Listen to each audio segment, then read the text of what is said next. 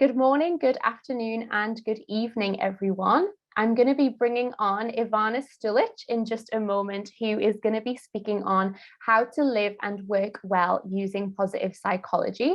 And today's session is going to last for 45 minutes. Please keep the conversation going after the session in our community, where there is a dedicated post for Ivana's session, and you can leave your questions and comments there for her, and she'll head in there in the next few days to respond to your messages.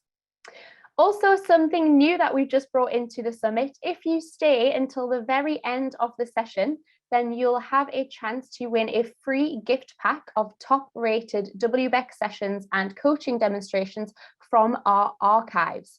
This package is valued at $147, and we're going to pick the winners based on who is here right until the very end.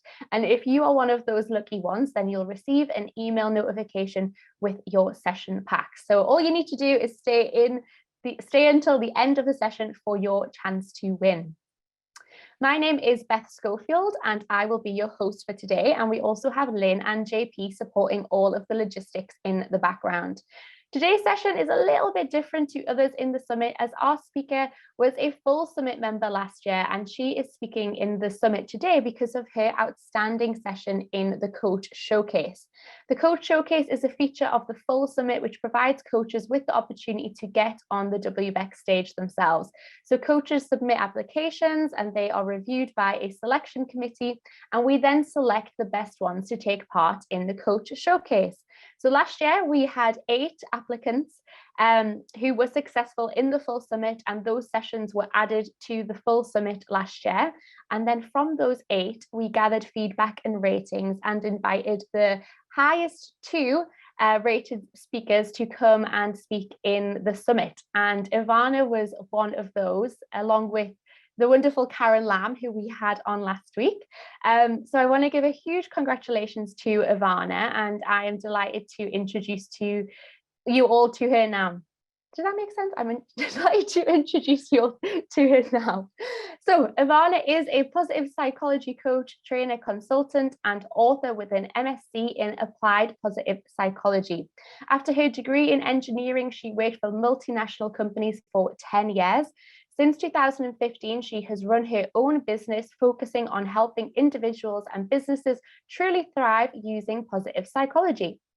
She is accredited as EMCC Global Senior Practitioner, a certified business education trainer, business and manager coach, corporate wellbeing coach, and an appreciative inquiry practitioner. And a fun fact is that Ivana loves to hike, and she walked the 800-kilometer Camino de Santiago in Spain, which took her 39 days.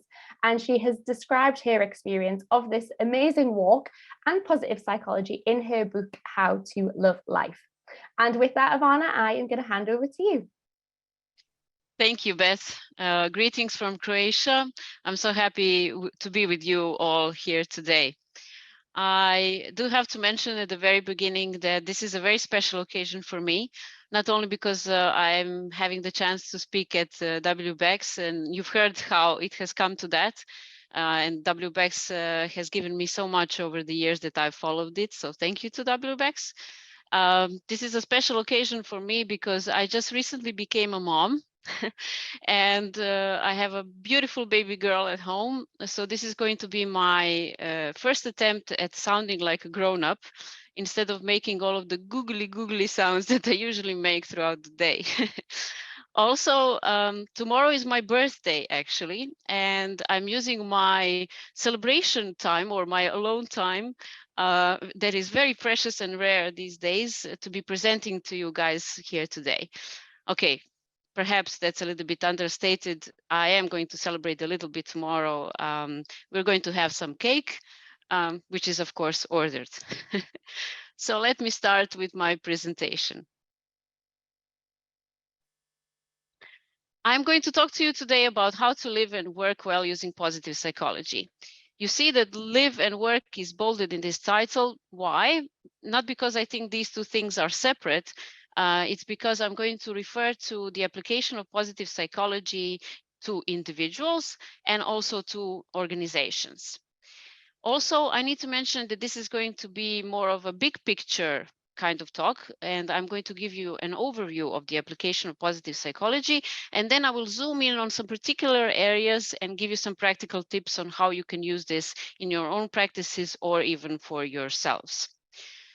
And I also need to mention that if you want to look and feel like these people in these two images and truly thrive in your personal lives or at work, that you need to stay tuned.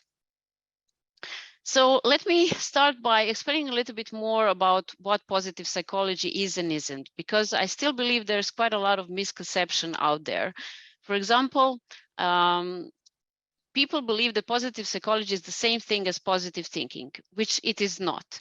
Positive psychology is actually the study of positive human functioning and flourishing, or we call it the study of what makes life most worth living. It's actually a scientific discipline that was developed from the 80s of last century, and it was founded by Martin Seligman, who was also speaker at last year's WBECS. And it's actually focusing on everything that is good about life and teaches us how to live and work well. It has its application to individuals, to organizations, but also to societies.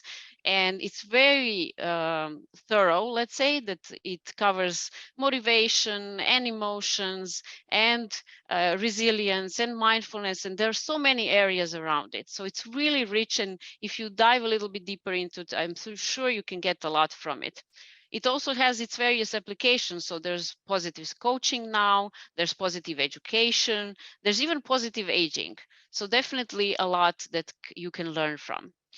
The overall goal of positive psychology is what you see in this image, and that is to shift this distribution of mental health more in the direction of flourishing. So this is why I'm here today, to be part of this mission. What I particularly like about positive psychology, you've heard that I'm an engineer, that is my first degree, is that it's science-based. So it's really not only anecdotal, it's stuff that is validated and that you can really be safe to use, let's say. So at the beginning, I wanted to give you a personal feel of how to apply positive psychology. So we are going to do a little intervention together. Wherever you are, I hope you have a couple of minutes to focus on this next intervention. And you don't need any, tools or anything like that. You just need your imagination. So if you feel comfortable, you can close your eyes while we do this, or if not, you can, of course, keep them open. Hope you're ready. Let's start. Try to imagine a point in your future when you're living the life of your dreams. It doesn't really matter how far along this point is if it's in a year or 10 years. Just try to imagine really the life of your dreams. And then answer for yourself these questions. Where are you? What are you doing? Who are you with? What has happened in your life so far that you are so proud of and that you're happy that you have achieved? So I'm asking obviously a lot of questions, and there could be more, but I just wanted to give you a taste of this intervention. It's called The Best Possible Self, or The Imagined Self, depending on which literature you're going to read. And so that you can use it for your own benefit or for your clients, I've written down all of these instructions. So basically, imagine yourself in the future, living the life of your dreams. Where are you? What are you doing? Who are you with? What have you achieved? And as coaches, that then probably the next question would be, what would be the first step in that direction? Obviously, I've given you just a very brief overview of this exercise, but you can expand it and use it in your own practices. And hopefully, even with this short intervention, you already got some benefit out of it. You perhaps had a smile on while you were thinking about this. What I wanted to share with you is that research showed that this exercise acts as a catalyst and provokes people to enact on achieving the life they want to live and derive utmost pleasure like they imagined they would. This is research done by Sheldon and Lubomirsky in 2006. By the way, all of the research that I'm going to be quoting throughout this presentation is available in the resources list that you are going to get the link to at the end of this presentation. Okay, so let's continue. I'm going to be speaking about a life well lived, or as I like to call it, the intentional life. Why intentional? Because although there are so many things that we cannot control in life, there's plenty that we can affect. And this is what I like to focus on. I've come up with a framework that you can use that consists of 3 pillars of the life lived well. The first pillar is knowing who you are. The second one is knowing what you want. And the third one is knowing how to achieve it. In my experience, the work that we need to invest in order to have a good life in this sense, some 50% of the work needs to go into knowing who you are.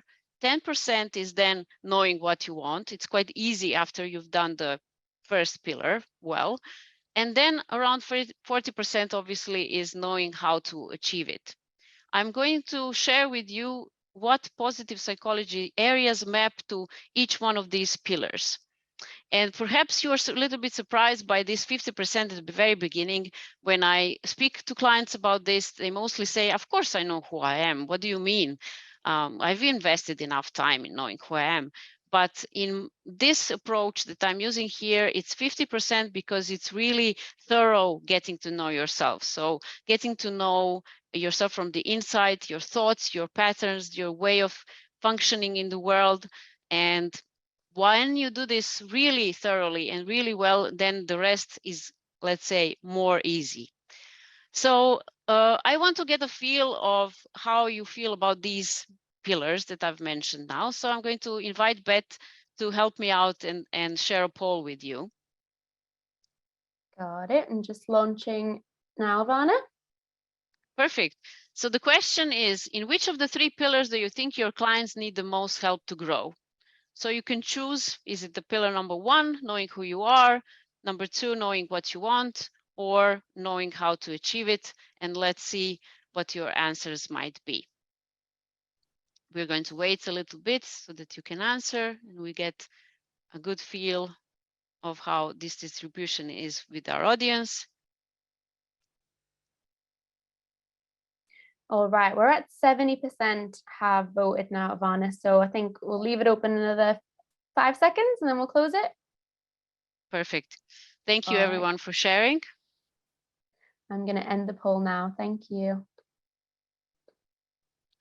Okay, so 57% answer knowing who you are is where their clients need the most help to grow. Then 21, it's knowing what you want, and 22% on knowing how to achieve it. Okay, so this is in line with what I expected, actually, because as I said, knowing who you are is where coaching can help us the most with building our self-awareness, I believe. And obviously, then you can also use positive psychology for the rest of the 2 areas, and I will share more about them. Thank you once again for doing the poll with us. Okay, so let me continue. Just a second. Let me start with the first pillar, knowing who you are. So the positive psychology areas that are mapped to knowing who you are mindfulness, strengths, happiness, and meaning. I will share a little bit about all these 4 areas, and then I will dive a little bit deeper into strengths and meaning. Why am I starting with mindfulness? Well, I believe that without awareness, there is no personal development. So definitely mindfulness, and this has been also proven by research, can help you build your self-awareness. And for that, we need to be able to stop. You know, in our busy lives, we are working, we are handling the family, we are trying to make a living. In all of this, we need to be able to pause and to reflect. And regardless of what your practice is, my personal practice and what I work on clients with is practicing mindfulness. I myself have been a practitioner for the past 10 years. I meditate regularly. I also do breathing exercises, and it has done wonders for me. And I hope that you've tried it, or that you're going to start trying it, or offering it to your clients, because it is really important. not only throughout our busy lives, but also to take perhaps retreats. I call them self-retreats, when I leave the work and everything else, and then I stay by myself for a while, and I have time to reflect. The longest time I took like that was the Camino de Santiago that Beth mentioned in the introduction, where I was walking by myself for as long as 39 days. I feel that in the busy lives that we are living today, in any society, wherever you are in the world, it's very important, and this is the basis. Okay, so that was briefly about mindfulness. Let's go into strengths. Basically, the philosophy behind strengths is that we do not need to focus only on our flaws and how to fix them, but we need to get to know our strengths and to be able to know how to use them. So what are strengths? Strengths are things that are so innate in us that they come naturally to us. We don't, think, am I going to use this strength today or not? They just are a part of me. They give me energy when I use them. And what's mentioned here is via character strengths. This is an online survey that you can use. It's free. It takes around 10 to 15 minutes to fill it, and then you get a report back telling you what your strengths are. You are going to get that link also in the resources list at the end of this presentation. Just to give you a feel of what this could mean for your life, I will share my own personal example. So my top strengths are gratitude, hope, honesty, perspective, and love. And this has really informed my career change, for example, because I need perspective in order to be a good coach. I definitely need love because I need to care for other people to be able to do the work that I do. I need to have hope, otherwise I wouldn't be a very good positive psychologist. And honesty and gratitude are just my ways of functioning, and not only professionally, but also privately. So this perhaps gives you a feel of how you can use strengths with yourself or with your clients to build your future decisions, or to shape your intentional life. Okay, so I'm going to share now some coaching questions that are good for exploring this area. For example, what comes naturally to you? What jobs or activities bring vitality to you? When someone praises you, what do you get complimented on the most? This is not a very, let's say, logical one, because sometimes we are not aware of what are we best at, but other people notice it. Or how are you unique compared to other people? When you use these questions, you can, of course, expand them and then get to know the strengths of the person you're working with, and hopefully this helps. So let's continue. The next one, the next positive psychology area is happiness. And I'm mentioning here two aspects of happiness that are used in positive psychology, and this is the hedonic and eudaimonic aspect of happiness. Hedonic, as the word implies, is simplifiedly put, just seeking pleasure and avoiding pain. And we need that in our lives. We need to enjoy the little things. A good cup of coffee, some ice cream. I'm a big fan, for example, or just a beautiful sunset, or something else that gives us pleasure in the moment. But we also need eudaimonic type of happiness, which comes from the Greek word eudaimonia, or of good spirit. And this means more fulfilling things in life. So things that are not always pleasurable, but do give us meaning and fulfillment overall and satisfaction. For example, if you want to get a degree in anything, it's not going to be only pleasure, of course. There'll be pain and there'll be effort put into it, but it will be fulfilling because this is something that you want and something that you are going to use later on in life. Okay, so hopefully you got an idea. And last but not least, meaning. It's a big topic, but in positive psychology, it revolves around values, belonging, and serving. So basically, we need to know what our values are, what's mostly important to us. Then we need belonging, to belong to a family, to a community, to an organization. And this is something that can give us meaning, and also serving. So doing something for other people or for the greater good is something that can give us a lot of meaning. And I wanted to share with you some research also on this. Particularly, this is research done in 2009 by Kajdan, Mishra, Breen, and Fro. Hopefully, I told these names correctly. And this report has shown that people who report having purpose in life live longer and have greater life satisfaction and fewer health problems. So yes, meaning is definitely worth the while of investigating. Also, I need to mention that meaning does not need to derive only from, changing the world types of goals. It can also be, let's say, the little things. I always remember this client of mine who is an older gentleman and who described how he always wanted to sing in a choir, but he was too ashamed of actually doing it, and his family wasn't very supportive. And he was quite let down by himself when he turned old age. And when we worked together, he decided to, after a while, actually try and pursue it, and it gave him a lot of meaning.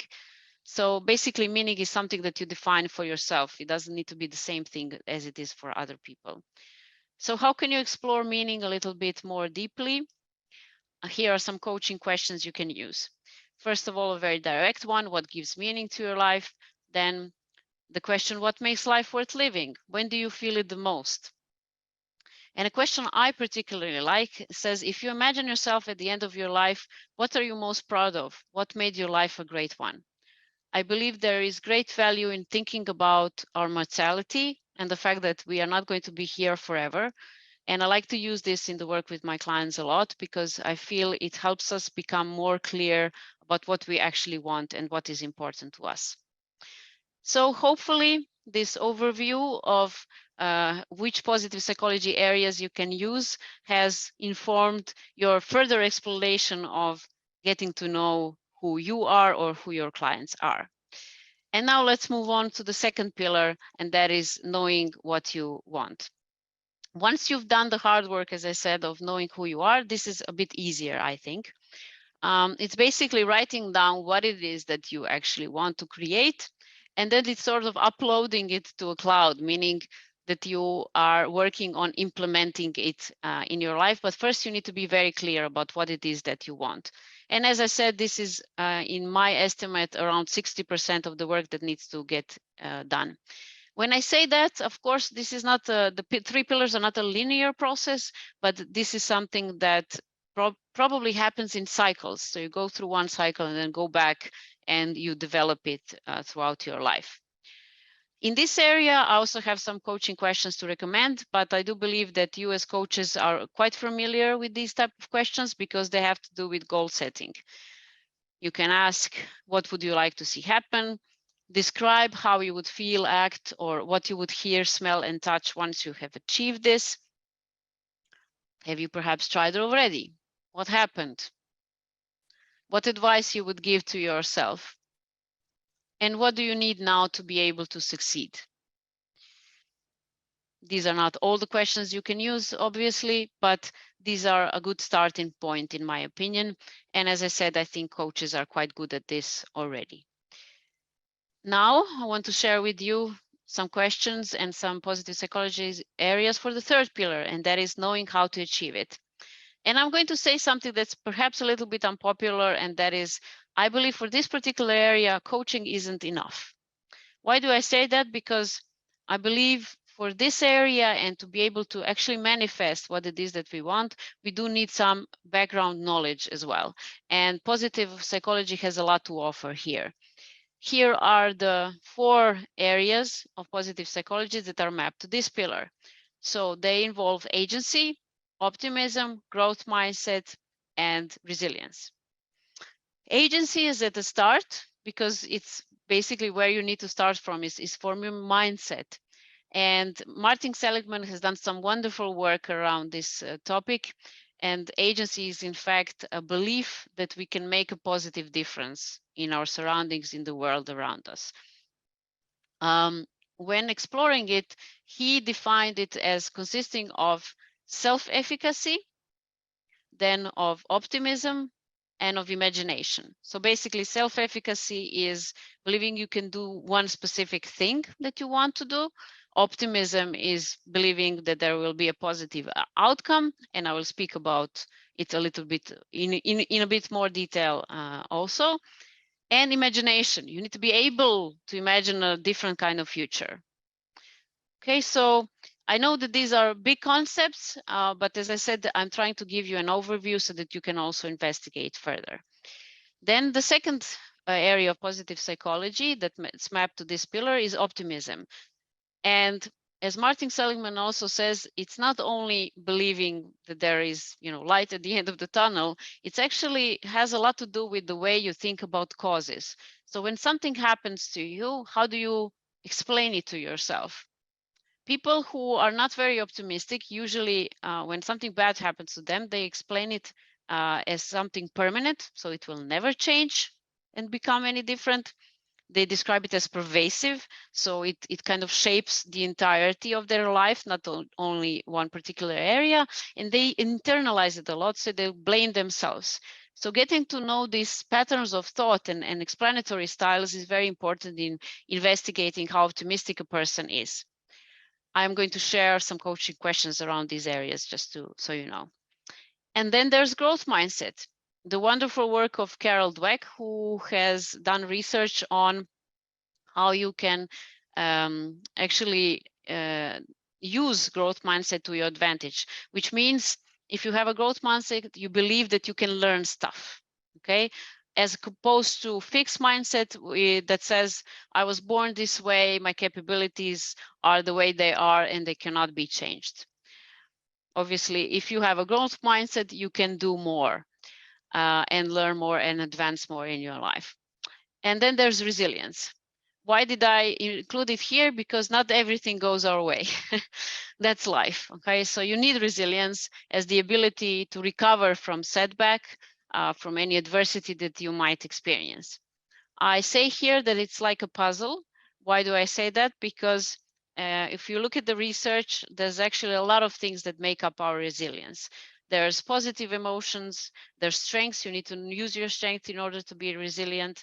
There's relationships. I'm sure you heard of the research done by Harvard that have tracked people throughout their whole lives, like more than 70 years, and they realized, for example, that relationships are the best predictor of how satisfied people are going to be in their lives long term. Then there's also optimism that you need to use for resilience, but also humor, for example, and mindset shifts and perspective shifts and internal locus of control. So there's a lot there, but you need to at least start exploring it in order to be able to be better at achieving what it is that you want. So here are coaching questions, and I've mentioned one question per area in the previous slide. So what would be different if you believed you could do it? Is a question related to agency. How did you explain that negative positive event to yourself? Is a question related to optimism. How can you learn how to do it? Is a question related to growth mindset. And what best helps you recover from setback is a question that relates to resilience. Again, there's a lot more questions that you can ask, but hopefully this has informed in which way you can go. Okay, so to recap, the intentional life or life lived well consists of 3 pillars in my framework, and that is knowing who you are, knowing what you want, and knowing how to achieve it. And hopefully this has informed, and the resources list that you'll be able to get at the end of the presentation can inform your exploration further. And now I will briefly also mention that the positive psychology has a lot of application in the workplace as well. I myself mostly use the PERMA model, and it's actually working well through using well-being. The PERMA model has 5 parts. P stands for positive emotions, E for engagement, R for relationships, M for meaning, and A for accomplishment. This could be a completely different talk to go in deeper, but just to let you know, there's a lot of research available on how to apply the PERMA model to workplaces. And I'm going to mention just a few to you. For example, there was research done by Thoresen that involved 62,000 employees, and that has proved that people who had more positive emotions at work had more satisfaction at work and greater loyalty to their employers. Or, for example, the work by Gostick and Elton, who established that 79% of employees who quit their jobs did so because of lack of praise and appreciation. So the research like this can really inform the design of our organizations, the way people work and the way the cultures are either defined or updated as the organization develops. So hopefully this also gives you some info. And we're nearing the end of the presentation, so I want to ask you a couple of questions. And that is, could this be you? This picture for me represents people who have lived into old age. They're vital, they're happy, they have loved ones around them, and they're spending time in nature, for example. But of course, it's up to you to make up your own picture. This is actually mine.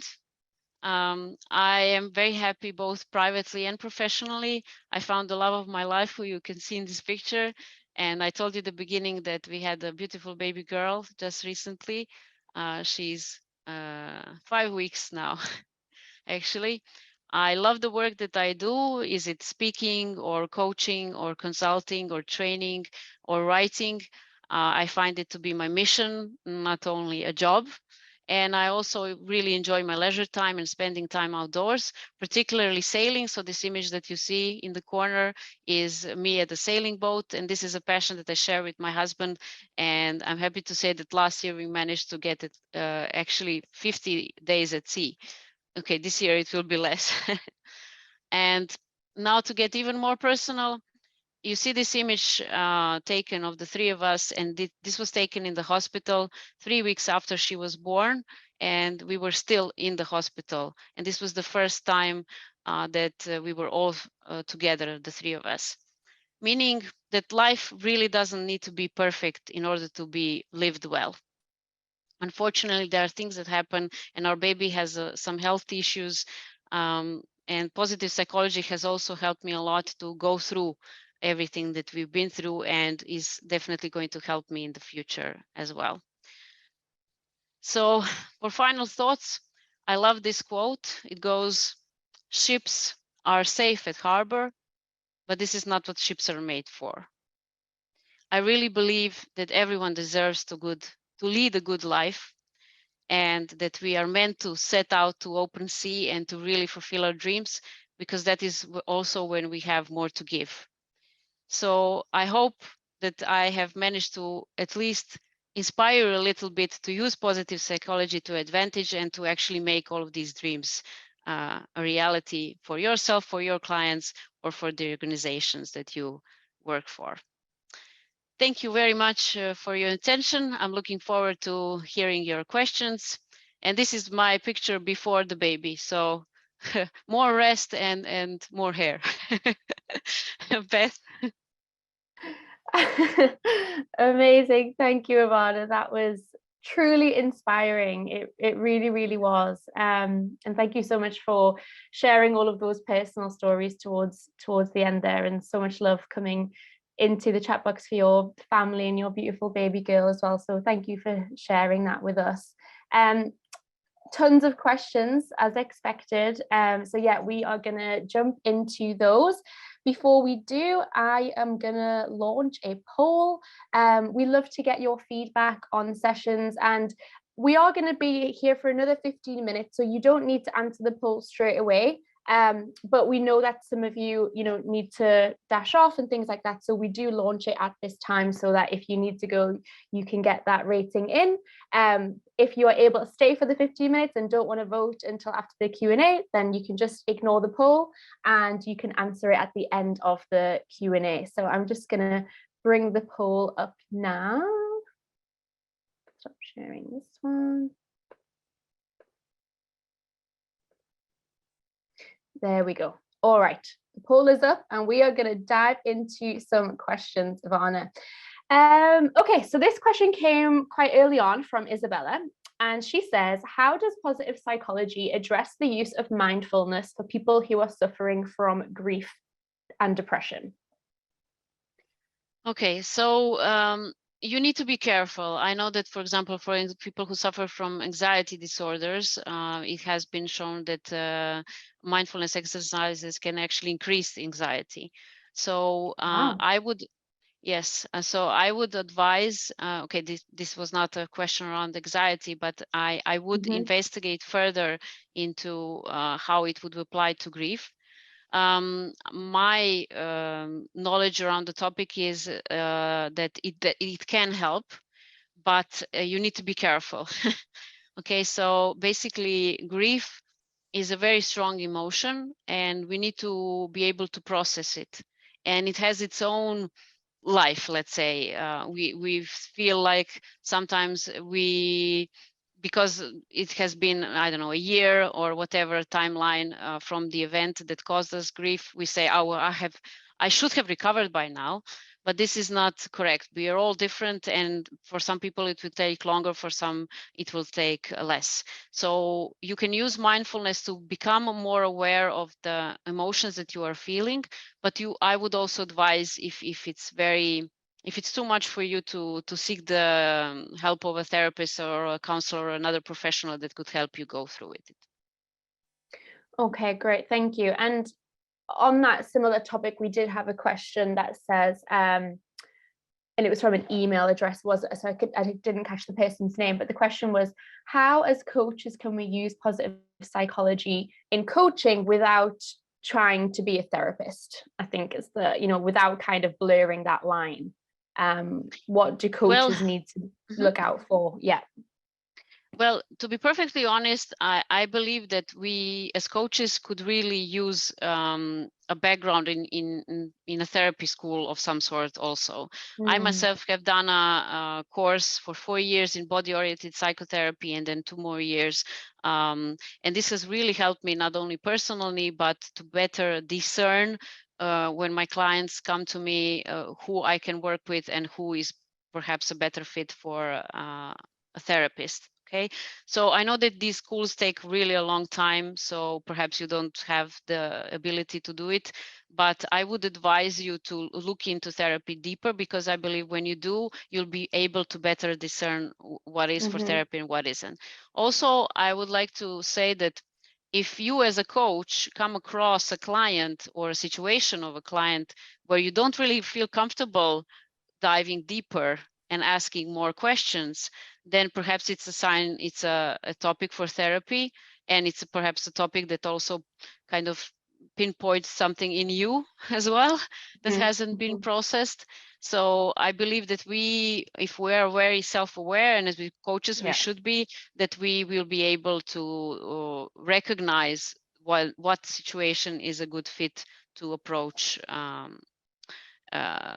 client with positive psychology, and when it's actually therapy time. Okay, got it. So Harriet asks, I know you touched on the end about using the PERMA model in the workplace. Just before we kind of touched on that, Harriet asked, how can we translate this into working with organizations and teams? So can you speak a little bit more about that, Ivana? Okay, so with most corporate clients I worked with, I use the PERMA model, not all of them, but depending on their need. We basically go through the model and see where they are, or we rate them by asking coaching questions, how the culture is doing, are the people experiencing positive emotions or not, how engaged they are, if there are surveys that are being done annually or biannually, then we analyze the results together. Then also, for example, referring to meaning, we also try to get a feel for how people understand their role in the organization or not. Are they happy to come to work? Do they feel like they're serving the greater good or the community by doing the work that they do or not? There's a lot of investigation that happens, and then if depending on what we find, then we design on what needs to change. A lot of it has to do with working with leaders, because leaders are obviously best the ones that they can influence the culture and their employees the most, but also we look at what processes are in line that are let's say also in line with these principles, and what's missing. let's put it that way. It gets a little bit more complicated when it's an organization rather than an individual, but it's definitely doable, and I use the research for it. Got it. I've just remembered we need to share your reference list, Ivana. So there we go. Thank you, Lynn. You must have been reading my mind. Yes, so everybody who is here, the reference list that Ivana provided has just been put into the chat box for you. So you can open that up and download it and keep it forever. Robbie is asking, how do we get certified in positive psychology? Well, you can try to do a master's like I did. I'm not going to advertise anybody here. I'm very careful about that. But there are courses, there are universities that offer, degrees in positive psychology. There's a lot of resources out there in open education websites also. So I advise you to look it up and to try to find something. Luckily, the internet is a good thing in that sense and can offer a lot. Perfect, thank you. So we had a question from two similar questions from Jacques and Milena. So Jacques says, how can we help a coachee to develop a growth mindset? And Milena says, how can we help our clients who are usually pessimistic to see the bigger picture and see things more positively?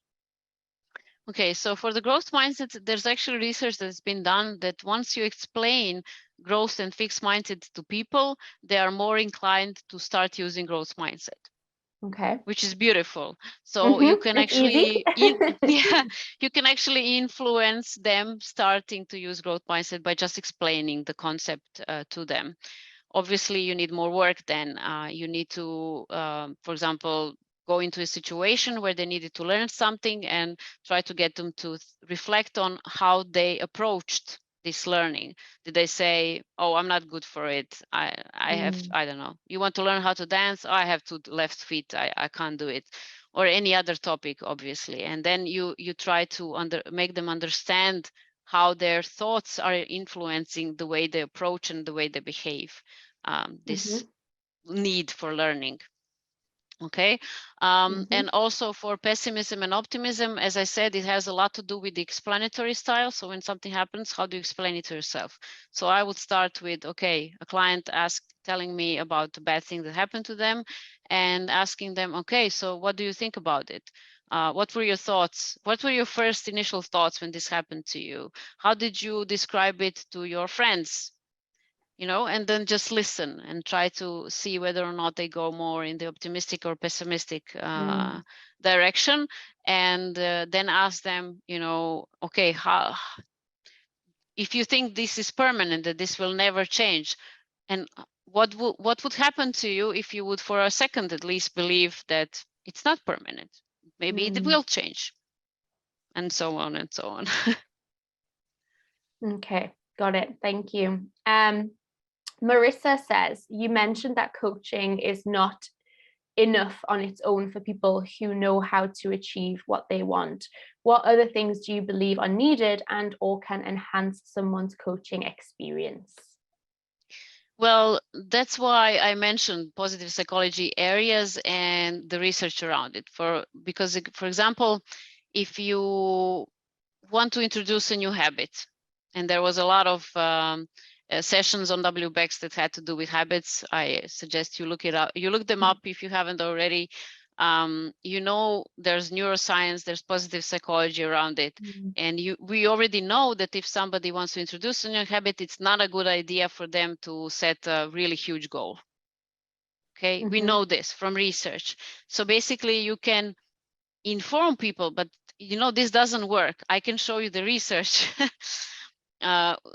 Let's try with a different approach. So basically you're navigating them by sharing knowledge of the background and helping them to set better goals. For example, I use the habits as a just an example, but you can use this for any area at all. And I've found positive psychology to be really valuable in this sense, in the workshops that I'm doing, in the training, and that's where I share the insights. And then I use coaching as a supplement or a complement to the training, so that they actually are successful at achieving their goals. Yeah. Amazing. All right, we have reached our time here, unfortunately, and I know there were so many questions that we didn't get to, but please head on over to the community on Ivana's unique post for this session and post your questions and comments there, and Ivana will be taking a look at those questions in the coming days, and we'll get your question answered. So thank you. The link to that post is in the chat box now.